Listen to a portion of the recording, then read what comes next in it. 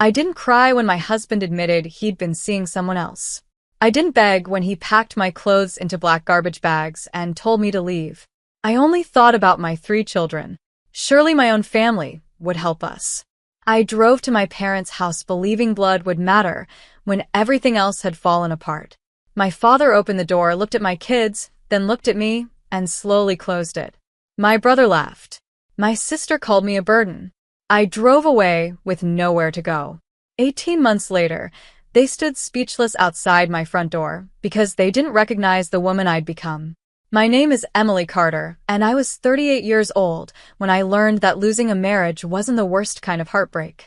The worst part was discovering that the people you'd trusted your entire life could watch you fall and choose not to catch you. It started on an ordinary Thursday afternoon. I had just picked up my 3 children from school when I noticed my husband, Ryan, standing in the driveway with 2 packed suitcases. His car engine was already running. He wasn't nervous. He looked relieved. "We need to talk," he said. The children wandered inside, unaware that their world was about to change forever. Ryan didn't waste time pretending. "I've been seeing someone else," he said flatly, "for almost a year." For a second, I honestly thought I'd misheard him. "A year?" I whispered. He nodded without looking at me. "I'm done pretending. I want a divorce." 20 years together. 15 years of marriage. 3 beautiful children. Reduced to 4 cold sentences. I waited for him to explain, to apologize, to tell me he was confused. Instead, he walked into the house and pointed towards several black garbage bags sitting beside the front door. "I packed your clothes." I stared at the bags. "You packed my clothes?" "I think it's better if you leave tonight. My children live here." "Our children," he corrected. "And they'll be staying with me until everything settles." My oldest daughter, Lily, stepped into the hallway. "Mom," her frightened voice snapped something inside me. "No," I said firmly. "The kids are coming with me." Ryan shrugged. "If that's what they want." Not once did he ask how we'd survive. Not once did he ask where we'd sleep. He simply wanted us gone. 30 minutes later, every piece of our life that mattered fit into the back of my aging SUV. 3 backpacks, a few garbage bags, blankets, school supplies, and 3 confused children trying not to cry. I kept telling them everything would be okay. The truth was, I had absolutely no idea if it would. As I drove away, there was only one place I believed would never turn us away. My parents' house. The same house where I'd scrape my knees riding a bicycle. The same porch where Dad used to tell me that family always takes care of family. I repeated those words the entire drive. Family takes care of family. When we pulled into the driveway, relief washed over me. Dad's truck was outside. Mom's kitchen light was on. They were home. I knocked. The door opened slowly. Dad looked surprised. Then he noticed the children standing behind me. His eyes drifted toward the garbage bags piled inside my SUV. "What happened?" he asked. I swallowed hard. Ryan cheated. He told us to leave. Silence. "I just need somewhere to stay for a little while." Dad didn't answer immediately. Instead, he glanced over his shoulder. A moment later, my brother Kevin appeared. He looked at the packed SUV and actually laughed. "So, he finally got tired of your drama?" I blinked. "What? You always thought you knew everything," he said. "Looks like that worked out well." Before I could respond, my younger sister Melissa walked into the hallway. She folded her arms. "You can't just show up here with 3 kids expecting everyone else to fix your problems. They're your niece and nephew," I said quietly. "They're your responsibility." I looked past them, hoping my mother would say something. Anything. She stood in the kitchen doorway, avoiding my eyes. Dad finally sighed. "We don't have the space right now." The words hit harder than Ryan's confession ever could. I nodded once. "I understand." Maybe I didn't. Maybe I never would. I turned around before my children could see the tears filling my eyes. I picked up one of the garbage bags, loaded it back into the SUV, buckled my children into their seats, and started the engine. No one came outside. No one stopped us. No one even waved goodbye. 10 minutes later, I parked beneath a flickering gas station light because I didn't know where else to go. The car was completely silent. Then my 6-year-old son, Noah, looked at me through the rearview mirror. His small voice barely rose above a whisper. "Mom, where are we going now?" I looked at Noah in the rearview mirror and forced myself to smile. "We're going somewhere safe," I said. It wasn't exactly the truth. It was simply the only promise I could still make. That night, I found the cheapest roadside motel I could afford. The neon sign buzzed overhead, and the room smelled faintly of old carpet and disinfectant, but it had 4 walls, a lock on the door, and enough beds for my children to sleep without fear. That was enough. After the kids drifted off to sleep, I sat on the bathroom floor with a notebook and every dollar I had left. Our joint account had already been frozen. Ryan had moved most of the money before telling me about the affair. I counted everything twice. $3,247.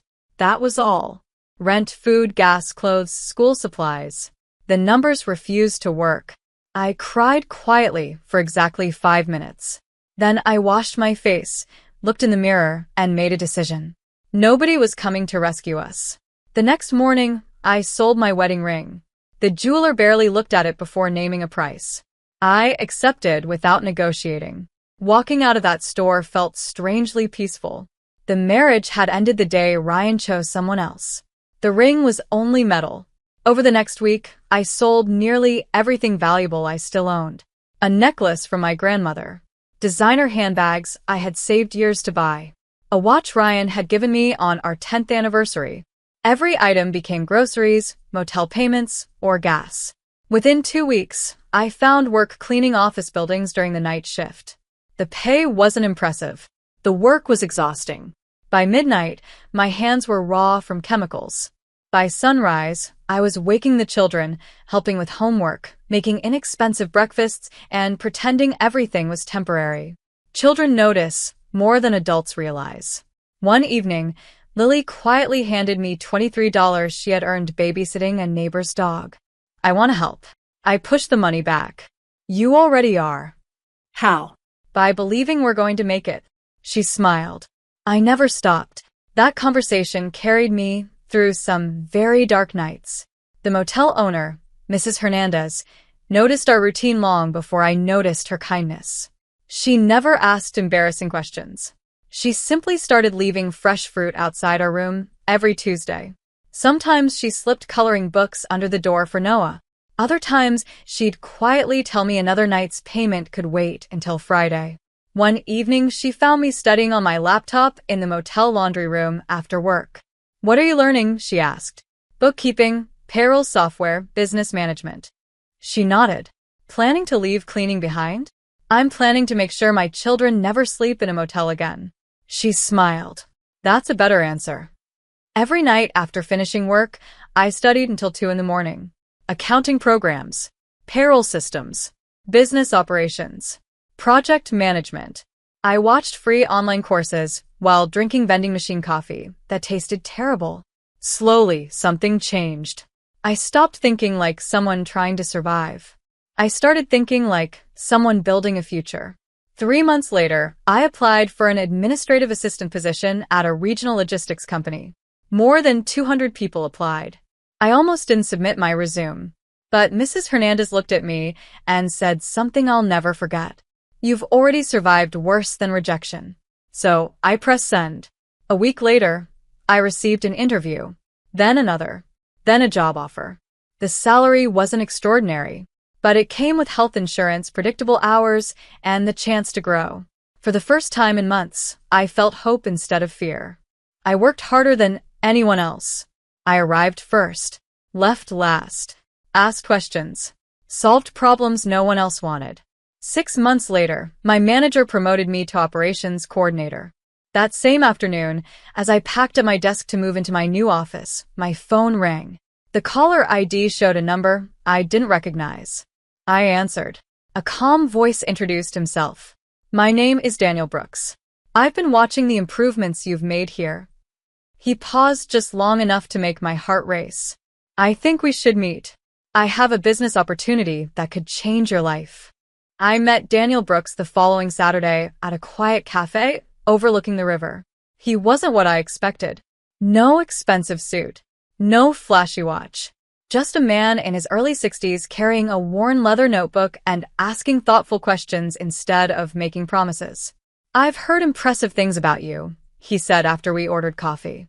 "I don't know about impressive. You took a struggling department and made it profitable in 6 months.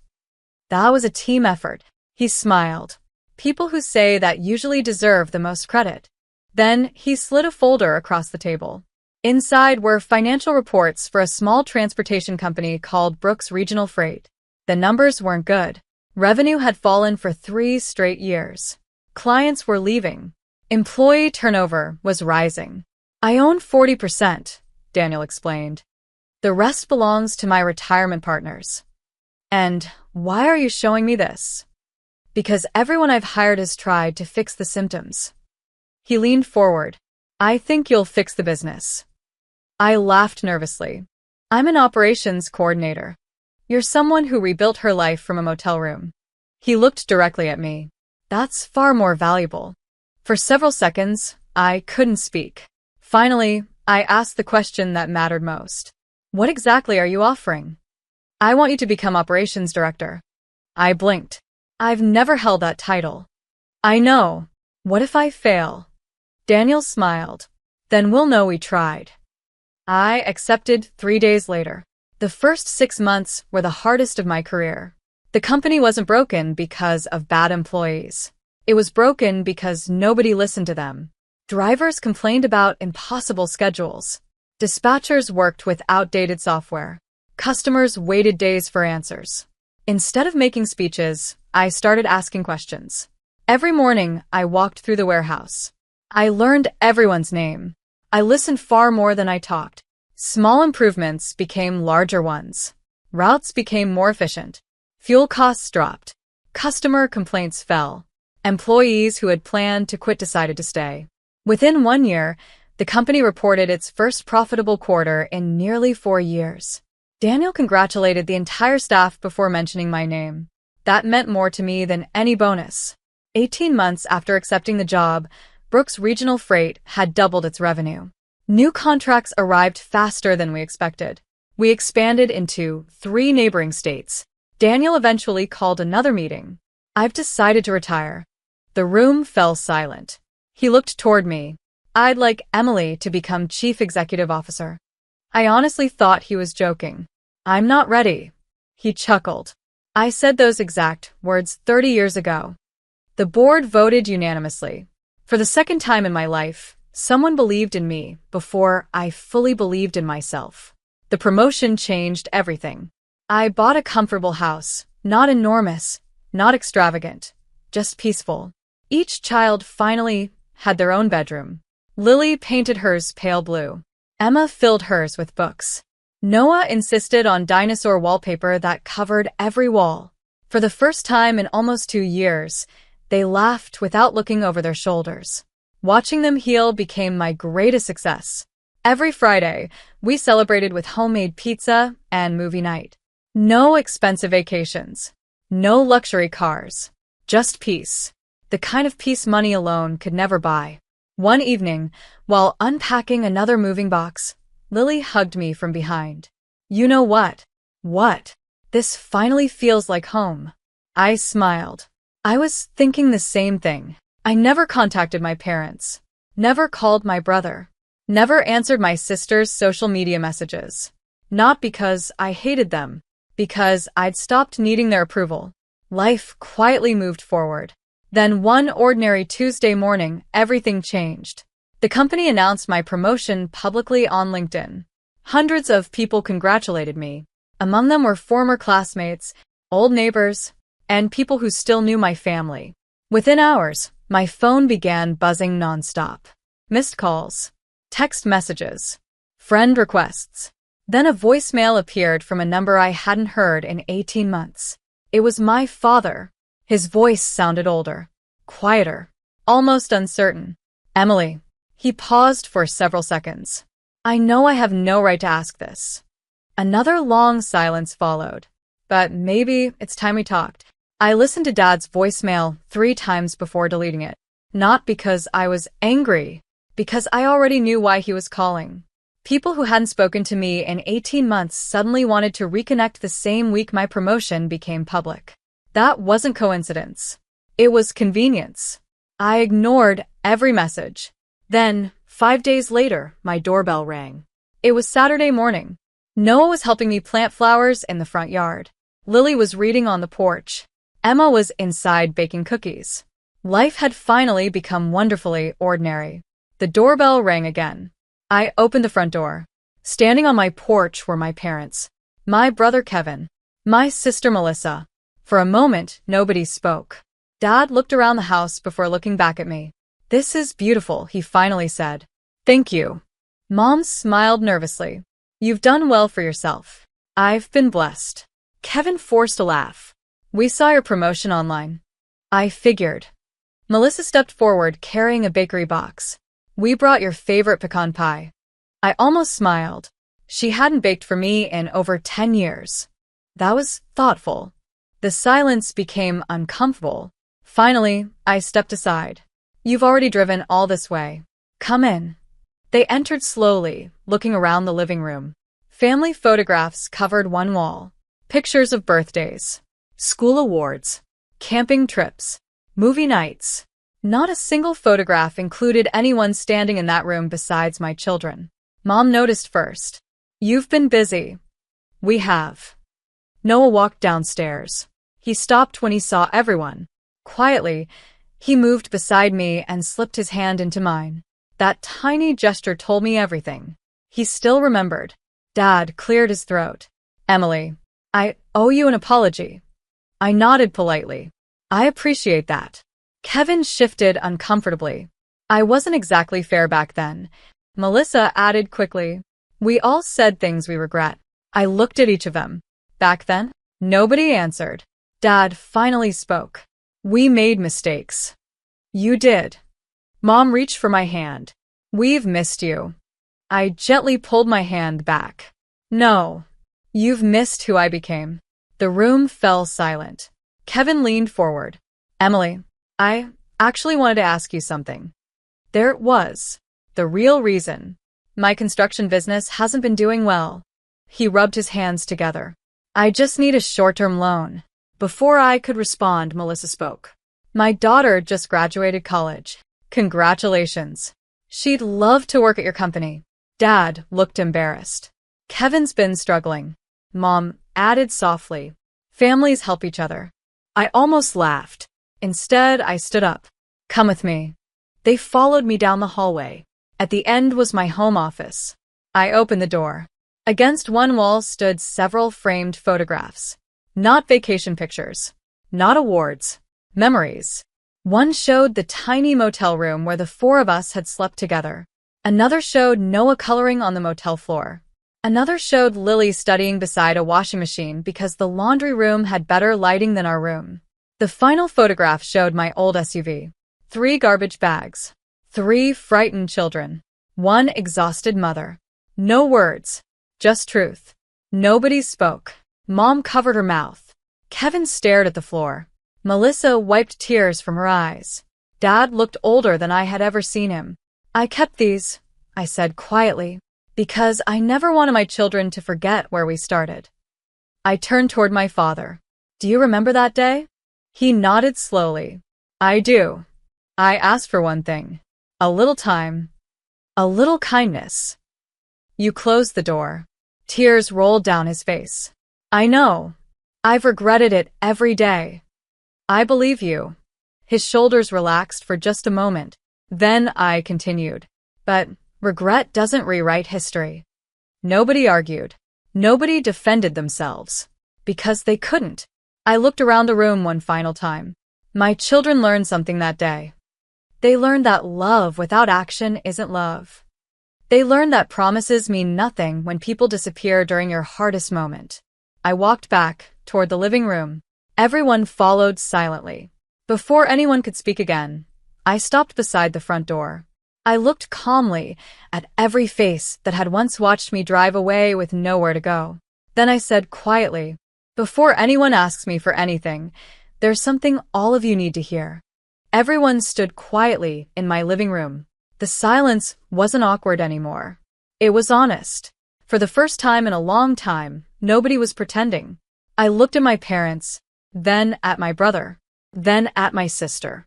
Finally, I spoke. When I drove to your house 18 months ago, I wasn't asking for money. Nobody moved. I wasn't asking anyone to solve my problems. I paused. I was asking my family not to let 3 children sleep in a car. Mom covered her face.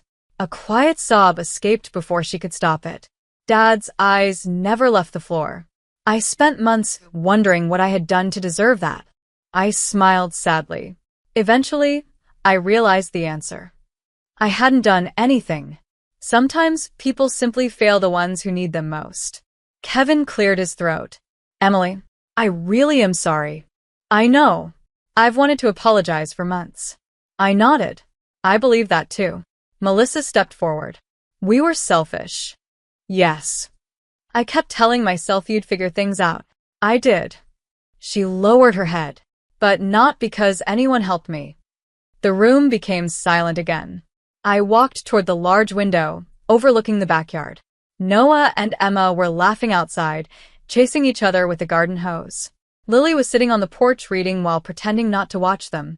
For months, those smiles had existed only in my imagination. Now they were real.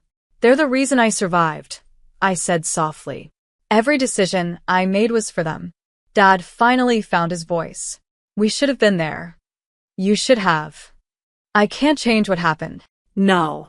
He looked at me with tears in his eyes. But I'd spend the rest of my life trying if you'd let me. I turned back toward him. I appreciate hearing that. And I forgive you. Everyone looked surprised. Even Mom stopped crying. Kevin blinked. You forgive us? I do. His shoulders relaxed with visible relief. Then I gently continued. But forgiveness and trust are not the same thing. The relief disappeared. I don't carry anger anymore. It's too heavy. But I also won't pretend nothing happened. I looked directly at Kevin. I'm not giving you money. He slowly nodded. I understand. I turned toward Melissa. I'm not hiring your daughter because she's family. If she ever applies, she'll be treated exactly like every other applicant. Melissa swallowed hard. That's fair. Finally, I faced my parents. I truly hope you both have a peaceful life. Mom reached for my hand again. This time I held it for a moment. I love you. I love you too. But my responsibility is here now. I looked toward my children. They come first. Always. Dad slowly stood. I suppose we've taken enough of your time. I walked them to the front door. Before they stepped outside, Dad stopped. Emily. Yes. I'm proud of the woman you've become. For just a second, I closed my eyes. 18 months earlier, those were the words I had desperately needed. Today, they no longer define me. Thank you, I replied. I hope one day you're proud of the choices you make from here. He nodded quietly. Then my family walked toward their cars. No arguments. No anger. No demands. Only the weight of consequences they could never erase. I closed the front door and leaned against it for a long moment. Then I heard Noah calling from the dining room. Mom. Dinner's ready. I smiled. I'm coming. The table wasn't expensive. The meal wasn't fancy. Homemade pizza. Fresh lemonade. Too much laughter. Exactly enough love. Halfway through dinner, Noah looked around the table and grinned. I like our house. Emma nodded. It feels safe. Lily smiled at me. It feels like home. I looked at each of my children. Then I remembered that cold night beneath the flickering gas station light. The night Noah had asked the question that broke my heart. Mom, where are we going now? Back then, I hadn't known the answer. Now I did. I reached across the table, squeezed his hand, and smiled. We're home. For years, I believed my family had abandoned me. In the end, I realized something far more important. The people who laughed when I had nowhere to go didn't decide how my story ended. I did. And sometimes the greatest revenge isn't making people regret losing you. It's building a life so full of peace, purpose, and love that you never need their approval again.